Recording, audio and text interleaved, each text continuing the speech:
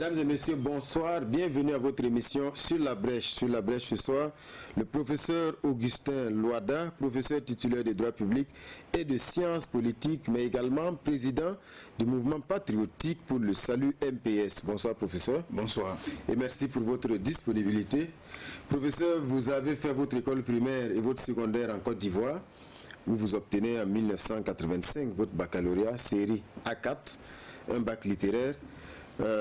Déjà, on a envie de savoir, est-ce que le jeune Loada au secondaire faisait partie de ceux qui avaient une aversion pour les maths et les sciences, et beaucoup plus à l'aise avec les séries littéraires? Oui, je peux dire que je n'étais pas très fort en maths, et j'ai bien envie de dire par la faute de mes professeurs. J'avais deux professeurs de mathématiques en 4e et en 3e, c'était la dame et le monsieur, un couple qui n'était pas très fort en pédagogie, voilà. Et on avait chaque fois peur lorsqu'on rentrait en classe de mathématiques. Voilà. Il faut dire aussi que bien souvent c'est le comportement des enseignants qui détermine tout à fait. L'amour que l'on a pour telle ou telle discipline. Exactement, parce que la preuve, lorsque je suis arrivé en première, en terminale, où j'ai eu des professeurs africains, j'ai commencé à aimer les maths, mais c'était trop tard. En tout cas, vous obtenez votre bac en 1985, je l'ai dit.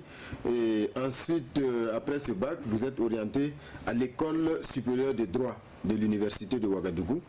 On a envie encore de savoir, professeur, pourquoi à ce moment précis, le jeune bachelier qui a fait tout son cursus en Côte d'Ivoire choisit de revenir dans son pays? Bon, disons que bien que notre famille était installée en Côte d'Ivoire, on revenait assez régulièrement au Burkina, en moyenne chaque année ou tous les 2 ans. Donc le cordon ombilical avec le Burkina était toujours là. Mais vous auriez pu faire poursuivre l'université en Côte d'Ivoire, ou est-ce que peut-être l'université au Burkina jouissait d'une meilleure image? Disons que mon père systématiquement tenait à ce que ses enfants fréquentent au Burkina Faso. Et donc je suis rentré au Burkina, comme d'ailleurs tous les autres, parce que c'est notre patrie. Professeur, pourquoi le droit? Parce qu'à l'université, vous arrivez, vous êtes orienté en droit. Est-ce que d'abord c'était votre choix ou est-ce que c'était un concours de circonstances? J'ai été influencé par mon professeur d'histoire-géographie en terminale, qui était pour moi un modèle, et je voulais lui ressembler. Je voulais également enseigner l'histoire et la géographie. Il m'a dit non, tu feras le droit, et je l'ai suivi. J'ai suivi son choix et je pense que c'est le meilleur cadeau qu'il m'ait fait. Mais à cette époque, est-ce que vous aviez des ambitions précises pour le droit? Est-ce que vous rêviez peut-être la robe? Non, pas exactement. Je voulais plutôt faire de la science politique. Et comme ça n'existait pas, quand il m'a dit d'aller faire le droit, je l'ai suivi, mais plus tard j'ai compris qu'entre le droit et la science politique, il y avait beaucoup de relations confraternelles. Professeur, en 1989, vous obtenez votre maîtrise en droit public, puis direction la France. L'Hexagone, vous obtenez votre DEA en droit et administration publique, mais aussi en sciences politiques à l'université de Bordeaux, toujours en France, avant votre doctorat, toujours en sciences politiques en 1994. Quand on regarde ce parcours, professeur, on peut dire que vous avez eu un parcours universitaire sans accroc. Quel a été le secret de ce parcours-là? Bon, je pense qu'il n'y a pas de secret. Par contre, je dirais que le suivi des parents est extrêmement important. Mon père était enseignant et le soir, on avait droit à des suppléments de cours. Et bon, c'est vrai que la pédagogie a changé, mais il était particulièrement sévère. On avait droit à des châtiments lorsque on ne répondait pas bien aux questions, quoi. Je pense que ça a joué aussi dans mon éducation, dans mon parcours académique. Je dois dire aussi qu'il m'a inculqué la valeur travail, la régularité dans le travail, l'organisation. Ce sont des valeurs qui comptent énormément. En France, est-ce que vous n'avez pas eu des difficultés? Certains qui ont eu le parcours, à peu près le même parcours que vous, peut-être quelques années avant, ont indiqué que c'était pas toujours simple quand un petit noir arrivait d'un pays comme le Burkina Faso, qui n'est pas peut-être très connu. C'était pas toujours que, il y avait toujours des allusions qui n'étaient pas, en tout cas, de nature à donner une bonne image. Un peu de racisme souvent. Non, je n'ai pas rencontré ce genre de difficultés. Bien au contraire, j'étais entouré de compatriotes parce que il faut dire qu'à l'époque, avant la période des ajustements structurels, les meilleurs étudiants en droit avaient la possibilité de poursuivre leurs études en France. Et j'ai bénéficié de cette possibilité avec d'autres compatriotes. Et donc à Bordeaux, on était presque une famille burkinabé. Alors, professeur agrégé à 31 ans, nous sommes en 1997, professeur titulaire à 38 ans en 2004. Vous êtes considéré comme un modèle de précocité. Voilà. Est-ce qu'à un certain moment, vous n'avez pas eu envie de vous arrêter? Parce que certains, après la maîtrise, peut-être auraient tout de suite cherché à avoir du travail, parce qu'on avait déjà de quoi avoir un travail décent, bien payé. Vous avez choisi de poursuivre. Pourquoi vous avez choisi d'aller donc jusqu'au bout? À 38 ans, vous étiez déjà, comme je l'ai dit, professeur titulaire. Mais le fait d'être devenu professeur titulaire me donnait plus de charges. Charge d'encadrement des jeunes collègues qui veulent faire carrière, mais aussi charge dans l'encadrement des étudiants, notamment ceux qui veulent mener des recherches doctorales. Donc c'est pas quand on a accédé à ce grade qu'il faut prendre sa retraite. Bien au contraire, je crois qu'il faut redonner à la communauté ce qu'elle vous a donné avec tout ce parcours. En tout cas, c'est un parcours plus que brillant et sur le plan professionnel, vous êtes analyste consultant au ministère de la fonction publique de 95 à 96. Avant d'entamer donc votre carrière universitaire, vous gravissez là également tous les échelons d'assistant à la faculté et sciences politiques à directeur de l'école doctorale de l'université Ouagadougou depuis 2013. On peut dire donc que vous avez été témoin également de l'évolution de notre université durant ces 25 dernières années. Et le moins que l'on puisse dire, et en tout cas beaucoup sont unanimes à le reconnaître, les conditions se sont dégradées au fur et à mesure. Oui, selon vous, comment on peut expliquer cela? Je pense que le tournant 2000 est resté dans la mémoire de la communauté universitaire. Parce que l'invalidation de l'année? Oui, parce qu'il y a eu une grave crise qui s'est traduite entre autres par cette invalidation. Et depuis lors, l'État a essayé de reprendre la main, mais apparemment il n'a pas pu, avec succès, mener les réformes structurelles qui s'imposaient. Et prenez par exemple les étudiants en droit. Depuis 2000, ils sont installés sur le site du CIAO. C'était censé être un accueil provisoire. Mais depuis 2000, les étudiants de l'université de Ouagadougou, université Ouagadougou aujourd'hui, au moins ceux qui sont en droit, ils continuent de prendre leurs cours au CIAO. C'est pas normal, c'est pas un endroit adapté pour suivre des cours et réussir. Donc il faut dire que en termes d'infrastructure, l'offre n'a pas suivi l'explosion. Est-ce qu'il y a eu un manque de vision politique? Parce que certains estiment que nos gouvernements ont surtout misé sur l'école primaire à une certaine époque. Le secondaire, après, on a oublié qu'après le secondaire, il y avait également une étape, notamment le supérieur. C'est la crise du système éducatif en réalité qui est posée. Parce que c'est vrai qu'on a eu tendance à négliger l'université, peut-être par la faute des bailleurs de fonds qui ont lourdement insisté pour que nos États mettent l'accent sur l'éducation de base, mais aussi peut-être par la faute de nos gouvernants qui se sont laissés embarquer dans ces politiques hasardeuses qui ont fini par rendre notre système éducatif ingouvernable. Tout le monde sait très bien que le système dans lequel nous sommes embarqués conduit à l'impasse, à la production de chômeurs, mais nous ne faisons rien pour réformer ces structures pour qu'elles puissent produire les ressources humaines dont nous avons besoin pour notre développement. Je pense que manifestement, il y a un problème qui est posé au niveau des gouvernants. À cela s'ajoutent bien sûr les grèves. Chaque année, les étudiants sont connus. Donc pour cela, en tout cas prêts à revendiquer, et cela forcément complexifie davantage, disons, l'équation, parce qu'aujourd'hui, au moment où on veut revenir à des années normales, eh bien, si des grèves se poursuivent également, mais est-ce que là, c'est pas un mythe de Sisyphe, on pousse et puis ça redescend? Sans doute, vous avez raison, mais les grèves sont le symptôme d'une crise. Je crois que tant qu'on ne va pas traiter la crise, il y aura toujours des grèves, il y aura toujours des manifestations protestataires. Professeur, à titre personnel, je m'en voudrais de ne pas vous poser la question. Cette année, il y a eu ce problème donc, avec le CAMES qui vous a suspendu, en tout cas à un certain moment. D'abord, comment vous l'avez vécu? Bon, disons que j'ai été profondément blessé par ce qui s'est passé. Mais pour moi, c'est le passé. Je ne veux plus en parler parce que pour moi, c'est derrière. Je continue d'enseigner, je continue de faire de la recherche, je continue d'encadrer mes étudiants. Pour moi, c'est le passé. Aujourd'hui, est-ce que, parce que tout est parti selon en tout cas beaucoup de la plainte du professeur Soma, Blaise Soma, quels sont vos rapports aujourd'hui? Bon, c'est lui qui a porté plainte contre moi, donc moi je n'ai aucun souci avec lui. Voilà, c'est mon petit frère. Il y a beaucoup de sages qui se sont impliqués, notamment des leaders religieux, pour nous amener à nous réconcilier. Comme nous sommes devenus par la force des choses des hommes politiques, je pense que nous devons donner l'exemple au Burkina Faso, exemple de réconciliation. Et je suis prêt à cela. Mais est-ce qu'au niveau du CAMES, vous continuez d'occuper votre poste au niveau donc Bon, je préfère laisser cette question à l'État, parce que je suis le représentant du Burkina Faso dans le comité technique et spécialisé sciences juridiques et politiques. Voilà, si l'État continue de me faire confiance, j'assumerai.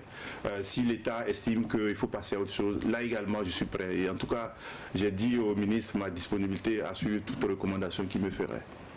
Est-ce que ça aussi, c'est pas de nature à tenir l'image du CAMES? Parce que le CAMES également, on a vu à plusieurs reprises donc, des crises de ce type qui ont porté un coup quand même sur l'image, parce qu'on ne s'attend pas à ce que, en tout cas, le CAMES qui est censé être, en tout cas, le lieu où les grands esprits se retrouvent, en tout cas, nous servent des scènes de ce type. Bon, c'est vrai que ce qu'on attend de la communauté universitaire, c'est beaucoup d'exemplarité. Il y a des exigences qui s'imposent à la communauté universitaire, ça c'est vrai. Mais les universitaires, ce sont des hommes. Ils ont leurs forces, ils ont leurs faiblesses. Essayons de retenir le meilleur. Mais aujourd'hui, pour vous, la crise est derrière? Oui, absolument. Je dois me concentrer, je pense que nous avons intérêt à nous concentrer sur autre chose. Professeur Loda, vous êtes aussi connu pour votre engagement, directeur exécutif du Centre pour la gouvernance démocratique de 2001 à 2014, pendant donc près de 13 ans. On vous voit très actif dans le combat pour plus de démocratie, plus de liberté, jusqu'à cette insurrection populaire des 30 et 31 octobre 2014.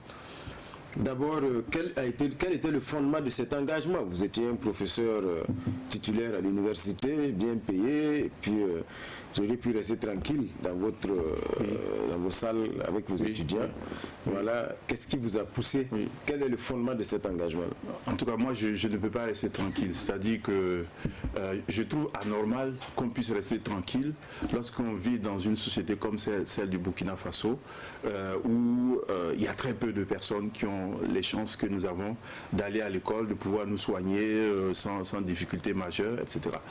Bon, c'est vrai que le degré d'engagement des uns et des autres varie en fonction de la manière dont ils ont été socialisés. Moi, particulièrement, depuis la jeunesse, je m'intéressais aux questions d'ordre politique.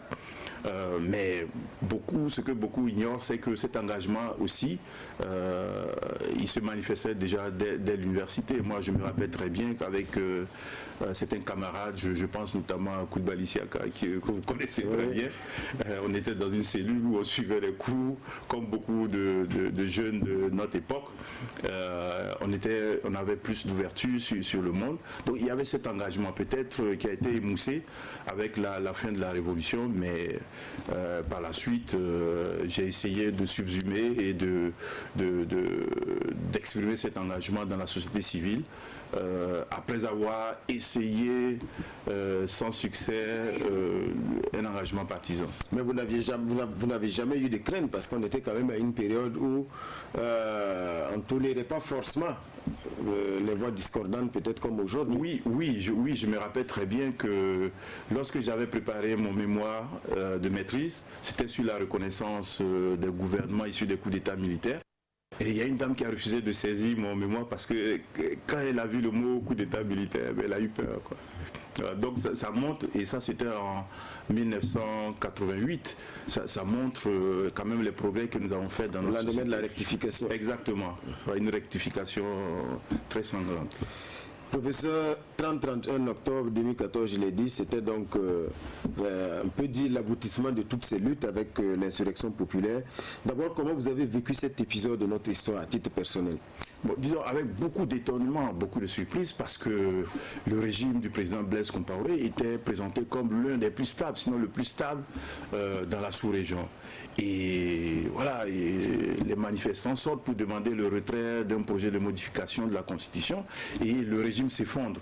Donc moi personnellement, c'était l'étonnement. Voilà. Donc vous ne vous attendiez pas du tout à cette Non, je ne m'attendais pas à ce que ce régime-là s'effondre comme un château de cartes. Aujourd'hui, du côté en tout cas de ceux qui faisaient partie de ce régime-là, on estime que ce n'était pas une insurrection, mais c'était un coup d'État. Bon, je pense que ça ne va pas faciliter la réconciliation si on continue sur ce régime-là. Je pense que c'est mieux de reconnaître qu'il y a eu certainement un péché mortel de ce régime-là qui a conduit à ce que nous avons vu par la suite. Cela dit, je suis de ceux qui disent que cette insurrection a aussi fait des torts. Professeur, c'est la transition donc après l'insurrection. Vous êtes ministre de la fonction publique. Et cela jusqu'en novembre 2015, si je ne m'abuse. Et aujourd'hui, quand on vous écoute, la plupart des interviews donc, que vous avez déjà données, vous êtes assez amer parce que vous estimez que tout ce que vous avez fait sous la transition a été un peu détricoté et même que ceux qui sont au pouvoir aujourd'hui dénigrent votre travail. Oui, ben, je ne suis pas le seul. Je pense que si on faisait un sondage, vous verrez que la grande majorité des Burkinabés est plutôt dans le désenchantement. Parfois, je m'interroge sur la nature des choses parce que ce n'est pas le propre du Burkina Faso. Quand vous regardez un peu partout là où il y a eu ces moments d'effervescence, après on se rend compte que les systèmes se reproduisent, les systèmes qu'on essaie de combattre se reproduisent. Et donc c'est un peu comme un sablier qu'on retourne, le sable continue de couler. Et ça pose la question de savoir comment on progresse dans ces conditions-là. C'est vrai que changer n'est pas si évident, hein. J'ai même fait l'expérience. Mais je me dis, lorsque il y a un véritable engagement, il faut tenir ces engagements-là vis-à-vis du peuple parce qu'il y a beaucoup de gens qui se sont mobilisés pour le changement.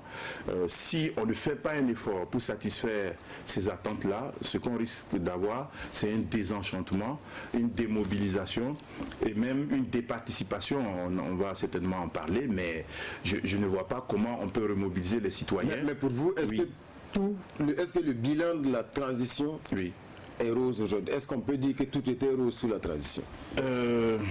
Non. Est-ce qu'il n'y a pas quand même des choses également que vous reprochez peut-être? Non, enfin, essayons de serrer les choses. Je pense que il faut se transporter au moment où on a discuté des modalités de cette transition-là, sur la feuille de route. Je me rappelle encore ce débat. Il y a des gens qui disaient il faut une transition courte, la plus courte possible, dont le but principal serait l'organisation des élections. Et il appartiendrait à ceux qui auraient la légitimité populaire de mener les réformes structurelles qui s'imposent pour satisfaire les attentes sociales. Et puis évidemment, il y a ceux qui disaient non, les politiciens on les connaît, ils vont reproduire les mêmes schémas, il vaut mieux nettoyer d'abord, ça prendra le temps que ça prendra, mais il vaut mieux nettoyer avant éventuellement d'organiser les élections. Vous savez que c'est la version minimaliste qui a triomphé. Et donc, on a organisé les élections. Il appartenait donc au nouveau pouvoir de concrétiser les aspirations au changement. Maintenant, est-ce que pendant la période de la transition, les choses se sont déroulées comme nous l'aurions souhaité? Évidemment non, parce que qui dit transition dit forcément compromis. Il y a des gens qui veulent le changement et il y a d'autres qui ne veulent pas entendre parler du changement. Et comme il faut quand même avancer, il faut faire des compromis. Donc on marche à un rythme forcément qui n'est pas celui qu'on souhaitait. Mais on se souvient, la transition, c'était le moment où le discours officiel était austérité, mais après la transition, il y a eu des enquêtes qui ont révélé quand même qu'il y a eu des problèmes de gestion. C'est ça aussi qui a peut-être rebuté beaucoup de citoyens. Vous savez, on ne change pas la nature du système en quelques mois. Vous savez très bien que l'une des caractéristiques essentielles de nos sociétés africaines, c'est le patrimonialisme. Dans la culture, dans la mentalité, dans les façons de voir, les gens considèrent que le pouvoir, c'est un instrument pour s'enrichir. Et ces gens-là aussi ont participé à l'insurrection, ils ont participé à la transition. On ne devient pas vertueux parce que voilà, le contexte a changé. Les gens viennent au pouvoir avec leurs forces et leurs faiblesses. Je suis d'accord. Mais si vous comparez ce qui a été fait pendant la transition et puis ce qui se fait actuellement, je suis désolé. J'aurais préféré encore cette période-là. Et c'est pas moi seulement qui le dis. Oui, mais en attendant, puisque bon, pour ce qui concerne la transition, il y a quand même eu des enquêtes. Vous prenez le Premier ministère avec l'ancien Premier ministre Yacouba Isaac Zida. Donc il y a eu quand même des révélations, des décharges de plusieurs millions qui ont été mis sur la place publique. Vous comprenez qu'on peut être plus sévère avec la transition que même avec les autres régimes, parce que la transition était censée être véritablement le pouvoir du peuple, comme on le dit. Mais moi, vous pouvez être plus sévère, mais il faut être juste. Il faut être juste, c'est-à-dire que le contexte dans lequel cette transition s'est déroulée, on ne peut pas apprécier cette transition sans prendre ce contexte-là en compte. Voilà. Cela dit, je maintiens que les hommes sont ce qu'ils sont, avec leurs forces, leurs faiblesses. Je suis d'accord. Mais quand vous regardez le bilan global de la transition, les réalisations qui ont été faites, et puis surtout cet objectif qui lui a été assigné, cette feuille de route, je pense que ce bilan-là est globalement positif. On accuse aussi la transition d'avoir fait du populisme, d'avoir voté des lois pour plaire, sans prévoir forcément les conséquences. Est-ce que ça également, est-ce qu'il n'y a pas une part de vérité? Oui, mais est-ce qu'on peut me donner un exemple de populisme? Bon, la loi qui a été adoptée par exemple pour le nouveau statut des fonctionnaires, le régime qui est venu après, je pense, estimé que vous avez voté pour plaire, mais vous n'avez rien prévu, pas un franc. Ça, je refuse parce que cet argument voudrait dire qu'on aurait dû fabriquer de la monnaie. Voilà. Je dis non, parce que l'État, c'est une continuité. Les gens avec qui nous avons discuté, j'en parle parce que j'ai été ministre de la fonction publique, voilà, il y a eu des discussions avec les partenaires sociaux. Voilà. Et cette loi, c'est le fruit d'un consensus. Voilà. Et c'est d'ailleurs pour ça qu'il y a des problèmes aujourd'hui. Le dialogue social est en panne, justement, parce qu'on ne dialogue pas avec les partenaires sociaux. Voilà. Et donc, cette loi-là, c'était le résultat d'un consensus avec les partenaires sociaux. Évidemment, ça coûte de l'argent. Mais on sait où se trouve l'argent. Vous discutez avec les partenaires sociaux, ils vous disent où se trouve l'argent. Regardez comment marche, quel est le train de vie de l'État aujourd'hui. Quels sont les gisements fiscaux qui existent, mais qu'on n'exploite pas. Voilà. Et quand on regarde également, en termes de, vous me parliez tout à l'heure de qualité de la gestion, mais vous entendez ce que vous entendez aujourd'hui, vous demandez, est-ce que l'argent manque dans ce pays? Manifestement non. Donc il faut prendre l'argent où il se trouve. Voilà. Donc je me dis, non, la loi instituant le nouveau statut de la fonction publique, ce n'était pas le fruit d'un populisme, c'était le résultat d'une discussion avec des partenaires sociaux. Et si ce pays-là veut avancer, on ne peut pas faire fi des partenaires sociaux. Sinon, on la prend à ses dépens. Professeur, aujourd'hui, en tout cas pour vous, également, quand on vous écoute, il faut tourner cette page de l'insurrection et laisser, je vous cite, nos histoires d'insurgés d'anciens régimes aux historiens. Oui. Je pense que ce sont vos propos lors dans une interview. Vous êtes même pas favorable aujourd'hui au retour de Blaise Compaoré. Ça peut sembler... Oui. Il semblait quoi, paradoxal. Paradoxal, oui. Oui, mais il y a une explication, à cela. Voilà. Je pense que il est clair qu'aujourd'hui le Burkina ne peut pas avancer s'il ne se réconcilie pas avec lui-même. Voilà. C'est pas normal que des Burkinabés qui veulent rentrer chez eux ne puissent pas le faire. Cela dit, nous avons précisé dans quelles conditions cela doit se faire. Voilà. Nous avons dit le respect de la dignité de la personne humaine, la présomption d'innocence. Ce sont des principes, ce sont des valeurs qui sont consacrées dans notre Constitution. Voilà. Et pour des gens qui ont exercé de hautes responsabilités dans ce pays.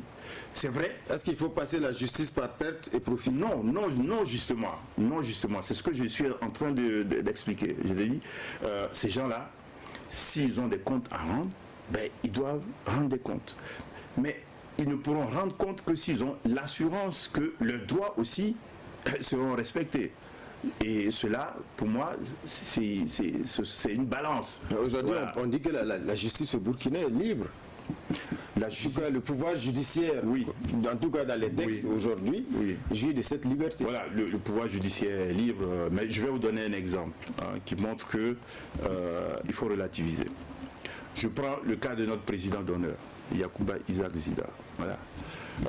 Je pense que actuellement, il me semble, en l'état des informations que j'ai, qu'il ferait l'objet de poursuites pour désertion. Voilà.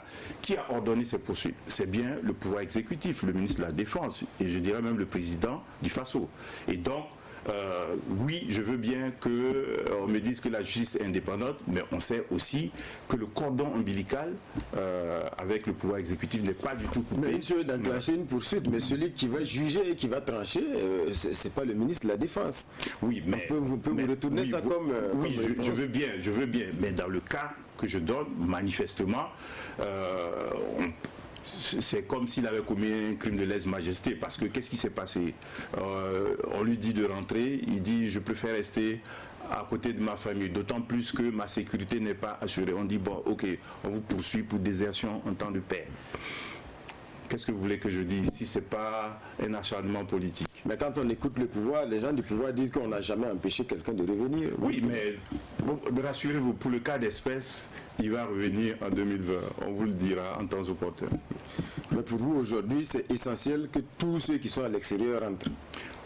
Pour moi, ça peut faciliter la réconciliation. Est-ce que vous êtes favorable? Parce que du côté, par exemple, du CDP, on parle plutôt de justice transitionnelle qu'il faudrait leur appliquer, plutôt que la justice ordinaire. Est-ce que vous êtes favorable à cela? Bon, moi, je me méfie des concepts. Tous les mécanismes qui permettraient d'avoir la vérité, pour moi, ça, c'est essentiel. Tous les mécanismes qui permettraient aux Burkinabés d'être rassemblés, d'être réunis dans la cohésion, pour moi, c'est l'essentiel. Voilà, peu importe les noms que vous mettez, voilà, pourvu que ça ne se fasse pas sur le dos de la vérité et de la justice. Professeur, vous êtes également président, je l'avais dit en début d'émission, du mouvement patriotique pour le salut, le MPS, un parti présenté officiellement à Tinkodogo, c'était en juillet 2019, d'obédience sociodémocrate, si je ne m'abuse. Pourquoi un parti politique? Vous avez toujours connu dans la société civile. Pendant la transition, vous avez été ministre, mais vous ne connaissez pas en tout cas un engagement politique partisan. Pourquoi en ce moment précis décider de créer un parti? Nous avons décidé de créer un parti politique parce qu'il y a un projet derrière. Et ce projet-là, c'est en quelque sorte de restaurer une situation normale qui permettrait au Burkina Faso d'affronter des défis qui me paraissent plus essentiels. Le défi du développement. Voilà. Et ça passe nécessairement par un appareil d'État qui est plus performant, ça passe nécessairement par une armée plus performante, puisque s'il n'y a pas de sécurité, on ne peut pas œuvrer pour le développement de ce pays-là. Donc il y a un projet derrière. Et on ne peut pas évidemment mener jusqu'au bout ce projet si on reste purement et simplement dans la société civile. Bien sûr, j'ai été un acteur de la société civile, donc j'ai pu à un certain moment donné me dire il y a des acteurs, notamment les partis politiques, dont le rôle c'est de conquérir et de gérer le pouvoir d'État pour répondre à des attentes. Voilà. C'est pas une nostalgie de la transition, hein? Nostalgie de la transition. Quand je dis nostalgie, oui. Beaucoup y voient également un regroupement de nostalgie de la transition, parce qu'à vos côtés, on retrouve certains de vos collègues également qui étaient un peu, qui ont joué les premiers rôles sous la transition. Bon, ça c'est les mauvaises langues. C'est des mauvaises langues parce que vous savez très bien qu'au sortir de la transition, on ne s'attendait pas. On s'attendait plutôt à ce que les Burkinabés soient rassemblés. J'ai même encore en mémoire le discours d'investiture du président. Il a dit « un jour nouveau se lève ». Voilà. Et on espérait effectivement qu'un jour nouveau se lèverait. Mais vous voyez bien que le Burkina est dans le crépuscule. Et qu'est-ce qu'on fait? Qu'est-ce qu'on fait? On s'assoit et on regarde les choses, ou bien, bon, on essaie de faire quelque chose. Voilà, c'est ce que nous avons décidé de faire. C'est-à-dire que nous ne voulons plus regarder les choses en spectateur, nous voulons nous retrousser les manches et participer également à l'écriture de l'histoire de notre pays. Est-ce que vous êtes le président du MPS ou est-ce que c'est Yacouba Isaac Sida? Je suis le président du MPS. Le ministère de l'administration territoriale qui est en charge des partis politiques me reconnaît comme le président du MPS. Mais si vous voulez savoir, Yacouba Isaac et moi, nous faisons équipe, quoi. Nous faisons équipe, voilà. Nous avons un projet et nous allons le conduire ensemble. Évidemment, il y a des choses pour lesquelles j'estime qu'il a plus d'expérience, il a plus de talent et évidemment, il serait mieux placé pour faire ces choses-là. Il y a des choses également que je peux mieux faire. C'est le principe de subsidiarité que nous appliquons. Voilà. Mais rassurez-vous, nous faisons équipe. Concrètement, vous proposez quoi? Quand vous dites aujourd'hui que le pays est dans le crépuscule et que rien ne va, le MPS propose quoi concrètement? Nous proposons de redonner de l'espoir au peuple burkinabé. Nous avons un contrat avec le peuple burkinabé, un contrat que nous voulons proposer au peuple burkinabé, et les élections, je suppose, de novembre de cette année vont nous permettre de détailler ce projet-là. Et quelles sont vos ambitions justement pour ces élections? Nos ambitions, puisque vous parlez d'ambition, nous allons présenter des candidats, à commencer par l'élection présidentielle. Nous allons en présenter également dans toutes les provinces. Donc, si vous voulez savoir, notre ambition, c'est de conquérir le pouvoir d'État pour mettre en œuvre le projet que nous sommes en train de finaliser pour le peuple burkinabé. Avec quels moyens, professeur? Parce qu'aujourd'hui, quand vous regardez, c'est vrai que le parti, on l'a présenté officiellement donc, à Tinkodougou en juillet 2019, je l'avais déjà dit. En moins d'un an, comment vous comptez, en tout cas avec quelles ressources, pouvoir vous déployer sur l'ensemble du territoire? Vous avez dit que vous allez présenter des candidats aux élections municipales, aux élections législatives également. Aujourd'hui, où est-ce qu'on en est dans le maillage du territoire? Le maillage du territoire se poursuit. Il a un niveau satisfaisant. Voilà. Vous parlez de ressources. Les ressources que nous avons, ce sont des ressources humaines, c'est-à-dire des Burkinabés pleins de talent, pleins d'enthousiasme et qui veulent participer à la construction de leur pays. C'est avec ces Burkinabés-là que nous allons conquérir le pouvoir. Professeur, aujourd'hui 2020, c'est les élections, le rendez-vous, vous l'avez dit, donc on est dans la dernière ligne droite vers novembre 2020, mais jusqu'à présent, beaucoup continue d'avoir quelques appréhensions liées notamment à la situation sécuritaire et sur les conditions de vote, en tout cas, qu'on pourrait avoir en 2019. Est-ce que vous partagez cette inquiétude? Ces inquiétudes sont légitimes. C'est vrai que même du côté du pouvoir, on a entendu des sons de cloche assez différents. Vous avez entendu le président de l'Assemblée nationale, qui n'est pas n'importe qui dans la République, dire un certain nombre de choses qui tendent à nous amener à douter sur la tenue de ces élections. Mais vous avez entendu aussi le président par intérim du parti au pouvoir. Vous avez entendu le ministre de l'administration territoriale qui nous rassure. Bon, ça pose quand même un problème, hein, que des personnages du même parti aient des sons de cloche différents. Mais le président de l'Assemblée a précisé ce qu'il avait dit à l'époque, c'est qu'il fallait que tout le monde se mobilise et que c'était seulement à ce prix qu'on pourrait garantir. Mais quand on occupe ces fonctions, il faut rassurer plutôt que de créer de la confusion. Donc, je disais, ces inquiétudes sont légitimes parce que la situation sécuritaire de notre pays, pour le moment en tout cas, elle n'est pas contenue. Donc il y a des questions légitimement que les gens pourraient se poser. Comment tenir des élections dans ces conditions? Voilà. Et on attend de voir qui nous donne un début de réponse, qui nous permettrait en tout cas de nous rassurer sur la légitimité des résultats qui sortiraient des élections qui seraient organisées dans un contexte difficile comme celui-là. Alors, professeur, l'enrôlement des Burkinabés de l'extérieur, en tout cas la CENI, aujourd'hui est engagée dans cette opération.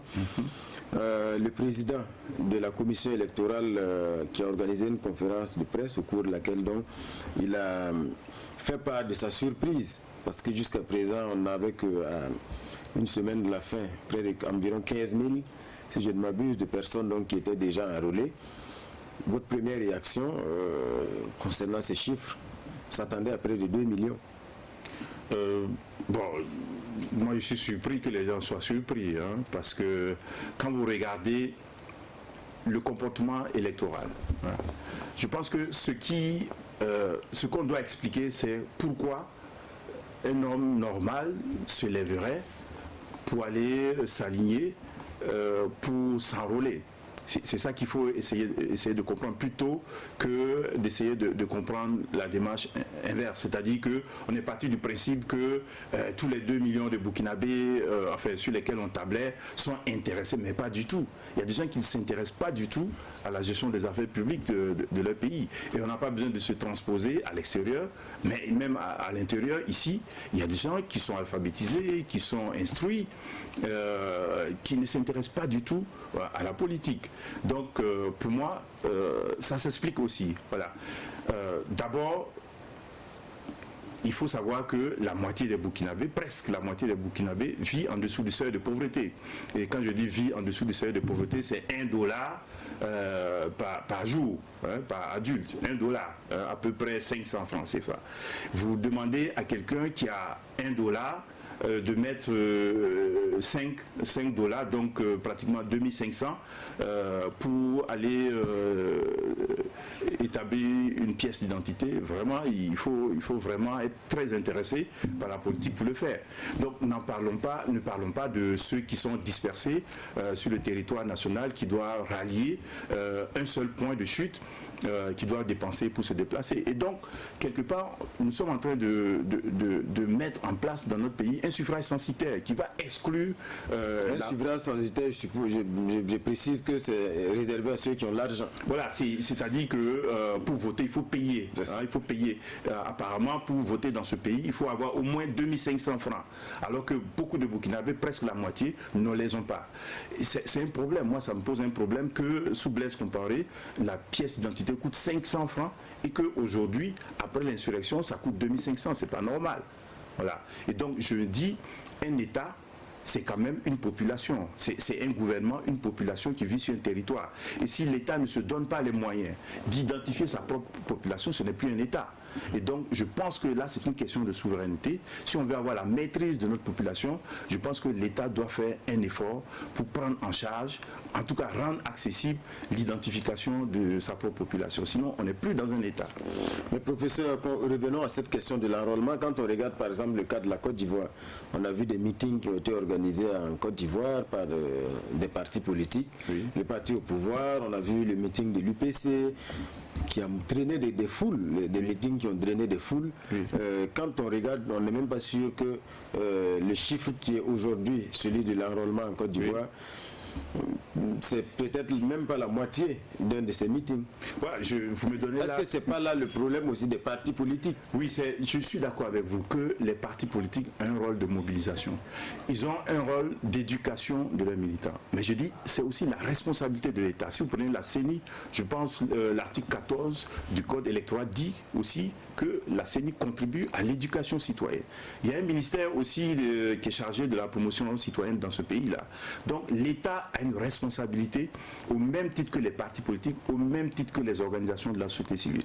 Donc encore une fois, il faut prendre au sérieux l'éducation de nos citoyens et les partis politiques doivent le faire. Ça nous donne l'occasion aussi de le discuter. C'est aussi votre responsabilité, vous êtes président d'un parti. Ah oui, si vous venez au siège de notre parti, vous verrez que pratiquement chaque semaine, il y a des formations. C'est vrai que pour le moment, nous sommes en train de mobiliser des moyens pour dupliquer ces formations dans nos provinces, mais le NPS, c'est un parti où on forme, où on éduque les militants. Voilà. Et donc, je dis encore une fois, c'est important que les partis politiques jouent ce rôle. C'est important aussi que la société civile joue ce rôle et que l'État aussi joue ce rôle. Je suis en train de faire un commentaire sur la manière dont on fait la politique dans ce pays. Vous savez très bien comment certains partis politiques procèdent. Lorsqu'on remplit les stades, on remplit les palais de congrès. Vous savez comment ça se fait. Et nous, on est contre ces façons de faire là. Aujourd'hui, est-ce que vous êtes favorable à une prorogation du délai de la CENI pour cet enrôlement des Burkinabés de l'extérieur? On peut proroger, mais si les problèmes structurels qui sont à la base ne sont pas résolus, je ne suis pas sûr que cette prorogation soit utile. En tout cas, la rentabilité de cette prorogation me laisse un peu dubitatif. Professeur, il y a eu cette semaine la loi sur le quota genre. Vous l'avez dit, les élections arrivent, le MPS comme les autres partis se préparent donc à présenter des candidats. Est-ce qu'au niveau du MPS, vous êtes prêt à zébrer votre liste, une femme, un homme, pour respecter ce que, en tout cas, beaucoup d'organisations de la société civile réclamaient et qu'elles n'ont pas eu, tout simplement parce que la loi a plutôt projeté, en tout cas, des sanctions, voilà, 20% retenus pour le parti qui n'aura pas, en tout cas, respecté ce quota, et une somme qui sera reversée au parti qui l'aura respecté. Bon, de toutes les façons, la loi est votée et doit être appliquée. Donc, pour notre part, au niveau du MPS, nous allons respecter la loi parce que c'est un devoir. Voilà. Cela dit, permettez-moi de faire des commentaires, parce que moi j'étais du côté de la société civile, j'ai défendu et je continue à défendre le droit à la participation des femmes. Quand on regarde les enquêtes d'ailleurs Afrobaromètre, on se rend compte que plus de la moitié des Burkinabés est d'accord que les femmes doivent avoir les mêmes droits, en tout cas pour accéder aux positions de pouvoir. Mais en tant que responsable d'un parti politique, je ne dois pas occulter également les contraintes auxquelles font face les partis politiques, notamment les partis politiques de l'opposition.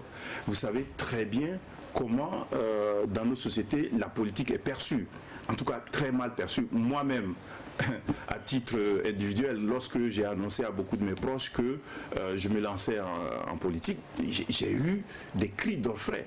Il y a des gens qui m'ont dit « mais qu'est-ce que tu vas chercher là-bas » Ne parlons pas des femmes. Donc les femmes en politique, dans beaucoup de sociétés africaines, ça ne passe pas. Ou du moins, on ne veut pas les voir dans des positions de pouvoir. En tout cas, voilà. Donc il y a des pesanteurs sociologiques qui font que l'engagement politique des femmes au niveau des partis politiques est difficile. Donc vous êtes de ceux qui pensent qu'aujourd'hui, oui, c'est difficile pour un parti politique de respecter cette liste zébrée. Non, c'est la loi. Il faut la respecter. Mais il ne faut pas qu'on se voile la vérité.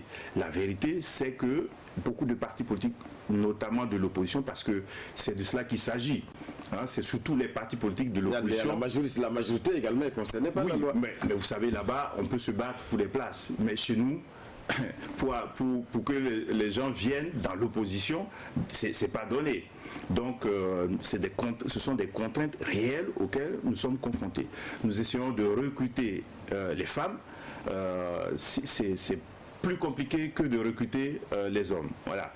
Et puis, il y a aussi, il faut le dire, il y a des mentalités aussi au niveau des femmes qui ne facilitent pas également. On reproche aux femmes de ne pas s'engager, de ne pas vouloir s'afficher, disons. Bon, oui, disons, il y a tout ça. C'est-à-dire qu'il y a des contraintes auxquelles elles font face. Nous le comprenons parfaitement. Voilà. Mais il ne faut pas qu'on se voile la face également. Et les femmes, nous les cherchons aussi au niveau des partis politiques de l'opposition. Et je dois avouer que c'est plus compliqué. Voilà. Et d'ailleurs, je profite pour dire toutes celles qui ont défendu cette loi et qui auraient voulu qu'on en fasse davantage, qu'elles peuvent venir au MPS. Nous, on va les accueillir. Voilà. Ici, on ne peut pas faire de la campagne. Non, mais écoutez, non, on ne fait pas de la campagne, mais c'est un appel citoyen, puisque c'est une loi qui a été soutenue par des organisations. Je pense que c'est une boutade pour le dire de montrer l'exemple. Oui, elle peut montrer l'exemple, elle peut venir aussi chez nous. Alors, professeur, les sanctions financières, c'est 20%. Est-ce que vous pensez que c'est dissuasif? Est-ce que ça peut contraindre un parti? Oui, mais écoutez, au risque de perdre 20%. Le but, c'est pas de sanctionner. Le but, c'est pas de sanctionner. Le but, c'est d'encourager les femmes, d'encourager les partis politiques à positionner les femmes aux positions de pouvoir. Voilà. Je pense que je parlais de pédagogie en début là. Pourquoi chaque fois on pense que c'est cette pédagogie du bâton qui doit marcher? Parfois, la carotte marche plus efficacement que le bâton. Pour les partis politiques. Alors, professeur, en tout cas, c'est un pédagogue qui vous parle. Professeur, on va évoquer à présent d'autres questions d'actualité, notamment le vote de la loi portant institution du recrutement des volontaires pour la défense de la patrie, qui a donc été votée à l'unanimité à l'Assemblée, une loi qui permet donc le recrutement, comme le président du FASO l'avait donc annoncé, de volontaires dans les villages pour défendre leur propre localité. Oui. Voilà, quelle est déjà la lecture que vous faites de l'adoption de cette loi? Est-ce que c'est quelque chose qui peut nous permettre aujourd'hui de faire davantage face à cette guerre asymétrique? Je ne suis pas sûr. Je ne suis pas sûr. Parce que, pour vous dire la vérité, ça ressemble à du cataplasme sur une jambe de bois. Sur le principe d'associer les citoyens à la défense de la patrie, oui, au MPS, nous sommes d'accord. Voilà. Mais c'est vrai que la loi a été votée à l'unanimité parce que il fallait montrer, je dirais, un message. Il fallait donner un message d'unité autour de ces questions-là. Je suis parfaitement d'accord. Mais nous avons exprimé nos réserves lorsque nous avons fait une conférence de presse. Ces réserves, nous ne les levons pas totalement. Nous sommes d'accord qu'il y a certains amendements qui ont été proposés par l'opposition qui ont été pris en compte. Et je pense que c'est cela qui a facilité aussi le vote à l'unanimité. Mais ce n'est pas le Burkina ne l'expérimente pas, c'est une solution qui a déjà fait ses preuves ailleurs. C'était des pays comme l'Algérie et autres qui ont su, en tout cas, bouter les terroristes à travers la même stratégie. Je suis d'accord avec vous, mais c'est pas celle-là. C'est pas cette stratégie-là qui a fait, je dirais, la victoire de l'État algérien sur le terrorisme. Je pense qu'en Algérie, l'État existe. Et quand je dis l'État existe, je pense en particulier à son principal pilier, l'armée. C'est une armée, en tout cas digne de ce nom, qui a réussi à réduire le phénomène du terrorisme. Et puis, bon, pour ceux qu'on a plus ou moins fragilisés, on peut discuter. Mais ces volontaires ne remplaceront pas l'armée, professeur. Ces volontaires, ce sont des auxiliaires, comme le terme l'indique, pour appuyer notre armée aujourd'hui qui monte en puissance également. On les remarque sur le terrain. Je suis d'accord qu'il faut associer les citoyens à la défense de la patrie. Voilà, je suis d'accord, parfaitement. Mais je dis, ce n'est pas seulement ce mécanisme-là qui va nous permettre de venir à bout du terrorisme. Je pense qu'on doit être d'accord sur ça. Si, c'est pas ça seulement, puisque aujourd'hui, c'est pas ça seulement la solution. Vous avez évoqué la question de l'armée. Aujourd'hui, l'armée est montée en puissance et il y a des résultats quand même qui sont là. Mais ça n'a pas empêché des massacres, justement, des massacres qui sont commis dans le nord du pays récemment. Voilà. Mais au moins, vous êtes d'accord sur cette montée en puissance de l'armée? Bon. Je ne suis pas un expert militaire, je veux bien croire à une montée en puissance, mais nous voulons aussi des résultats. C'est-à-dire que des Burkinabés un peu partout se sentent davantage en sécurité pour qu'on puisse continuer à vaquer de nos occupations. En tout cas, c'est le vœu que je formule, bien entendu. Que faire aujourd'hui? Vous l'avez dit, il y a eu ce massacre au centre-nord, notamment à Nagraogo. 38 personnes qui ont été froidement exécutées par des terroristes. Que faire aujourd'hui? Quelle pourrait être la solution pour vous, professeur? Moi, je ne prétends pas détenir de panacée. Mais nous avons évoqué un certain nombre de questions ici. Nous avons parlé de réconciliation, pas seulement les politiciens, mais aussi dans tous les compartiments de la société burkinabé, y compris dans notre armée. Dans la conférence de presse que nous avons tenue il y a quelques mois de cela, nous avons évoqué en large cette problématique-là. Je pense que fondamentalement, les terroristes profitent, je dirais, des griefs qui sont exprimés par les populations locales, ils s'infiltrent. Donc il faut commencer à traiter ces griefs-là. Évidemment, ce n'est pas sur le court terme, ça va prendre du temps. Voilà. Évidemment, la réponse militaire, elle est incontournable, elle n'est pas seule. On l'a dit également. Donc ça suppose que on continue à améliorer l'équipement de nos forces de défense et sécurité, que nos services de renseignement soient renforcés. Il faut également, évidemment, que les Burkinabés collaborent en donnant des informations, etc. Donc, on est d'accord qu'il va falloir du temps pour venir à bout de ce phénomène-là. Mais les Burkinabés viendront à bout d'autant plus efficacement qu'ils seront rassemblés, réunis. Professeur, il y a eu la réunion des chefs d'état-major du G5 Sahel également cette semaine à Ouagadougou, à la suite donc de la rencontre de Pau, qui en tout cas laissait entrevoir un certain nombre de dispositifs avec une véritable montée en puissance de cette force du G5 Sahel, avec un renforcement de la présence militaire française. Aujourd'hui, est-ce qu'on peut dire que véritablement on est en train d'atteindre la vitesse de croisière de cette force du G5 Sahel qui est attendue depuis longtemps? Nous voulons des résultats. Hein, je pense que tous ces dispositifs qui sont mis en place ne seront acceptés par les populations que si cela se traduit par des résultats tangibles sur le terrain. Bien sûr que, compte tenu du fait que le terrorisme c'est un phénomène mondial, en tout cas au niveau du Sahel, transnational, il est tout à fait évident que la solution, une des clés, c'est aussi le renforcement de la coopération entre les États qui sont concernés. Pas seulement ceux qui sont déjà aux prises avec le phénomène, mais également ceux qui en sont pour le moment préservés, qui doivent nous soutenir dans cet effort-là. Avec l'appui de la France. Avec l'appui de la France, avec l'appui de tous les amis du Burkina. La France n'a pas vocation à monopoliser la relation que nous pouvons avoir avec l'extérieur. Mais vous êtes favorable à la présence française? Je ne suis pas hostile à la présence française, mais j'estime que c'est nous qui devons dicter nos priorités. Et la France doit se couler dans les priorités que nous dictons en nous respectant. Je pense que ce que les partenaires africains demandent, c'est un peu plus de respect. Évidemment, il leur appartient de prendre le leadership, parce que s'ils ne prennent pas le leadership, évidemment, ils laissent à d'autres le soin de prendre ce leadership-là. Professeur, on va évoquer également cette actualité, la photo du général Djibril Bassolé, qui a en tout cas ému beaucoup sur la toile. On voit le général très maigre, disons, et beaucoup en tout cas ont été émus, et on a vu même certains appeler à ce qu'on évacue le général aujourd'hui. Quelle est votre lecture, votre réaction à la suite de cette photo? Bon, d'abord, la photo, moi j'ai trouvé la photo choquante. Je ne sais pas si c'est lui qui a autorisé la diffusion, mais je pense que les gens ont droit à ce que leur image soit préservée. Ça, c'est un premier point. Voilà. Maintenant, sur le fond, moi je dis tous les Burkinabés ont droit à la santé, y compris ceux qui sont condamnés. C'est pas parce qu'on est condamné qu'on n'a pas droit à la santé. Voilà. Donc tout ce qui peut permettre de soigner tous ceux qui sont malades, à mon avis, on ne devrait pas s'y opposer. Est-ce que c'est le seul moyen de le soigner, l'évacuer? Je ne sais pas si sur le principe il y a un problème. Il me semble que c'est pas interdit. Est-ce qu'il n'y a pas un risque qu'il se mais ça dépend où est-ce que vous allez l'envoyer.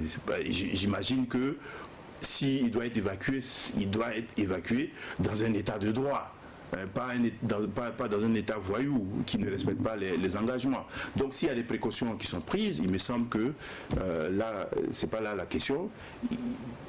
Il faut qu'on fasse preuve un peu d'empathie, voilà, parce que ça peut arriver à nous tous. Vous pensez que ça doit primer sur tout le reste aujourd'hui? Non, je dis, il y a le droit, et de mon point de vue, il n'y a pas d'obstacle juridique. Voilà. Sur le reste, il faut faire preuve d'empathie. Voilà. Professeur, on va évoquer l'actualité internationale, commençant par la Guinée. La Guinée qui s'enfonce dans la crise avec des manifestations qui s'accompagnent bien sûr des répressions, avec chaque jour des victimes. D'abord, comment vous réagissez à cette crise politique, en tout cas consécutive à la volonté de modification de la Constitution par le président Alpha Condé? Vous imaginez bien en tant que Burkinabé comment je réagirais par rapport à ces présidents qui, après avoir fini 2 mandats, cherchent toujours à s'accrocher. Je pense que si j'ai un conseil à donner, c'est de regarder l'histoire récente du Burkina Faso. Mais à ce niveau, du côté également des partisans du professeur Alpha Condé, on dit que c'est un procès d'intention. Pour le moment, il est question de modifier la Constitution. Il n'est pas question d'un 3e mandat du président. Est-ce que la Guinée n'a pas d'autres priorités? Il me semble qu'il y a d'autres priorités pour le président. Voilà. Donc, moi, je ne comprends pas ces présidents qui, subrepticement, découvrent qu'il faut modifier la Constitution alors qu'ils sont à quelques mois de la fin de leur mandat, quoi. Mais qui leur a donné ce droit de vouloir régenter la vie de leurs concitoyens alors que leur légitimité est finissante? je crois qu'il y a un problème là, en Afrique. Il est vrai que les sociétés dans lesquelles nous vivons ne facilitent pas aussi les sorties des présidents. Et donc, vous le dites si bien, on a vu en Mauritanie, oui, on a vu également en Angola, des anciens présidents qui, tout de suite après avoir passé la main, je pensais justement à cet exemple. Je pensais justement à cet exemple. Même ici, il me semble devoir rappeler que, bon, on a modifié notre constitution, je pense, en 2012, pour garantir une sorte d'impunité éventuellement à notre président. Mais encore faudrait-il que les présidents concernés soient lucides pour saisir les perches qu'on leur tend. Voilà. Pour vous, quelle pourrait être la solution aujourd'hui pour la Guinée? C'est que M. Alpha Condé il renonce à son projet. Voilà, s'il aime son pays, voilà, c'est le conseil que je donne. Et ceux qui vont venir, s'ils estiment que c'est nécessaire, ils vont modifier la Constitution. Professeur, un sujet d'inquiétude, la propagation du coronavirus, qui est à l'origine donc d'une maladie considérée jusqu'à présent, en tout cas comme mystérieuse, parce que c'est une souche qui n'était pas connue jusqu'à présent. En Chine, on compte déjà des dizaines de morts. Il y a des cas également en Europe, notamment en France, dans beaucoup d'autres pays comme le Japon, les États-Unis. Pour vous, est-ce que vous partagez l'inquiétude mondiale liée à ce virus-là? Oui, je pense qu'il y a de quoi être inquiet, mais en même temps, si j'en crois à l'OMS, il n'y a pas de quoi paniquer. Je pense que les États sont parfaitement, j'espère, surtout en Afrique où on a parfois l'habitude fâcheuse de ne pas prendre les choses au sérieux. J'espère qu'on anticipe, qu'on prend les dispositions. J'ai entendu, je pense, un responsable du ministère en charge de la Santé nous rassurer. En tout cas, le Burkina, le Nigeria et bien d'autres pays nous rassurer sur ce point. J'espère effectivement que la sécurité sanitaire de notre pays est assurée, parce que quand on parle de sécurité, c'est y compris aussi ces aspects-là. Et nous sommes, vous savez très bien, dans une époque de mondialisation. Il y a des Burkinabés qui vont en Chine, on les rencontre parfois dans les zones de transit, donc il faut faire très attention et faire très vigilant. Professeur, on va s'arrêter là pour ce soir. Merci d'être passé sur le plateau de l'émission Sur la Brèche. Voilà, mesdames et messieurs, un rappel, l'invité ce soir était donc le professeur Augustin Loada, président du mouvement patriotique pour le salut. Merci encore, professeur. Merci. Rendez-vous le dimanche prochain pour un autre numéro.